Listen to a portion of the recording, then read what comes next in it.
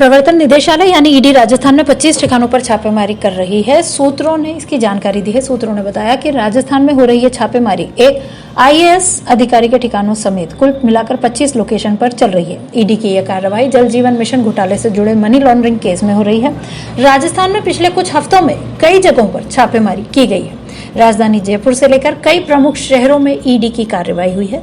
दरअसल राजस्थान के anti corruption bureau यानी एसीबी की तरफ से पदमचंद जैन सहित निजी ठेकेदारों और अन्य के खिलाफ अवैध सुरक्षा हासिल करने, टेंडर हासिल करने, बिलों को मंजूरी देने और कॉन्ट्रैक्ट से जुड़े अनियमितताओं को छुपाने के लिए अधिकारियों को रिश्वत देने के आरोप में एफआईआर दर्ज की गई। इन सभी ने सार्वजनिक स्वास्थ्य और इंजीनियरिंग विभाग यानी पीएचईडी के अधिकारियों को रिश्वत दी।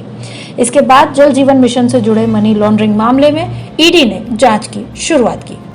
वहीं बीजेपी के राज्यसभा सांसद किरोड़ीलाल मीणा ने जून में आरोप लगाया था कि राजस्थान में जल जीवन मिशन को लागू करने के नाम पर 20,000 करोड़ रुपए का घोटाला हुआ है। उन्होंने आरोप लगाया कि मिशन के 48 प्रोजेक्ट्स में फर्जी एक्सपीरियंस सर्टिफिकेट्स के आधार पर 2 कंपनियों को 900 करोड़ रुपए के टेंडर जारी किए गए। किरोड़ीलाल मीणा ने कहा था, केंद्र सरकार के जल जीवन मिशन के तहत 2000 करोड़ रुपए का घोटाला किया गया है। ये सब पीएचडी मंत्री और विभाग के सचिव के जरिए मिलकर किया गया है। बता दें कि केंद्र सरकार के जल जीवन मिशन का मकसद घरेलू नल कनेक्शन के जरिए सुरक्षित और पर्याप्त पेयजल उपलब्ध कराना है। इसे राजस्थान में लागू करने का जिम्मा पीएचईडी के पास है। इससे पहले सितंबर के महीने में ईडी ने जयपुर में जल जीवन मिशन से जुड़े संदिग्धों के कई बैंक लॉकरों की तलाशी ली थी। इस दौरान 5.86 करोड़ रुपए का सोना और चांदी जब्त किया गया। ईडी को कुल मिलाकर 9 किलो 600 ग्राम सोना और 6 किलो 300 ग्राम चांदी भी बरामद हुई थी।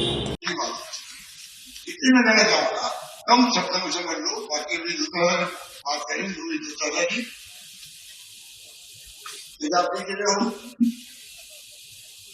देश में क्या हो रहा है, छापा पड़ रहा है ईडी तो ईडी से आता नहीं आता पाकिस्तान ईडी का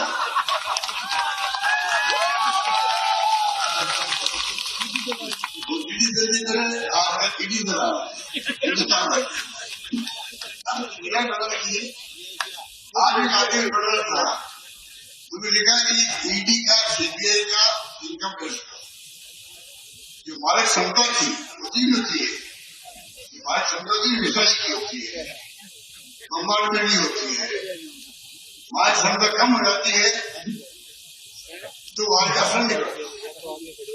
ईडी की मालिक संपत्ति कम हो और उचित नहीं है। मैं दूसरी बात करता हूँ, हम चाहते हैं ईडी इनकम टैक्स सीबीआई की जो एजेंसी है मजबूत बने, जिससे कि आर्थिक घोड़े जो है मेहुल चौकसी, विजय माल्या, नीरव मोदी लंदन बैठे हुए हैं, 9 साल भागे हुए हैं। अब कोई नए नीरव माल्या मोदी को करे नहीं हुए, आर्थिक कपड़े कोई नहीं कराएगा। तो मिली बड़े के बीजेपी से पैसा लेते हैं, बॉन्ड लेते हैं, टंडा लेते हैं, रोक लगा रखी वाली पार्टी से नहीं रहेगी। इसलिए तमाम ध्यान जो है आर्थिक अपराधियों के लिए बड़ी एजेंसी ये है, उसकी बजाय ध्यान जा रहा है पूरा पॉलिटिशियन के लोगों को डिस्टर्ब करना। सरकार ने गिरा हो, खरीद सोच करो, सरकार गिराना मध्य प्रदेश में। I think one who is politicizing the entire country's institutions is the ruling dispensation. It is the Bharatiya Janata Party that has made a habit of using the government agencies, investigating agencies, central agencies as a weapon and a tool to target, harass and intimidate the leaders of the opposition party. Now when they feel that they can't win elections through the mandate of the people of the state or the area, then they engage these agencies. Now it surprises me that when the election is 29 days away, agencies are now raiding people, giving summons, raking up old cases. Like I said, the Chief Minister's son has also clarified that the case that they're mentioning, some Mauritius company, whatever. So that institution will reply. But 12-year-old case to be brought up at the eve of the elections is a very telling example of how the government of India is operating. And certainly they are fearful of the fact that they may not win mandate again as they hope to. So in all the 5 states, Congress is doing exceedingly well.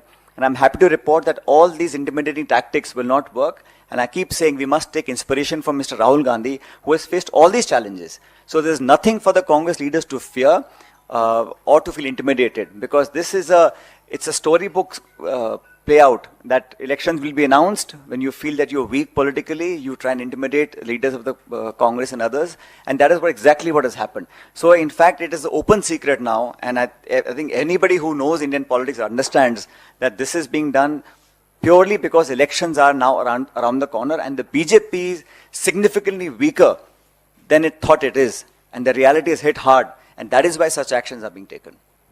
इसी प्रकार की राजस्थान की राजनीति से जुड़ी खबरों को पाने के लिए चैनल को सब्सक्राइब करें। डिजिटल आवाज बेखौफ सत्य तक।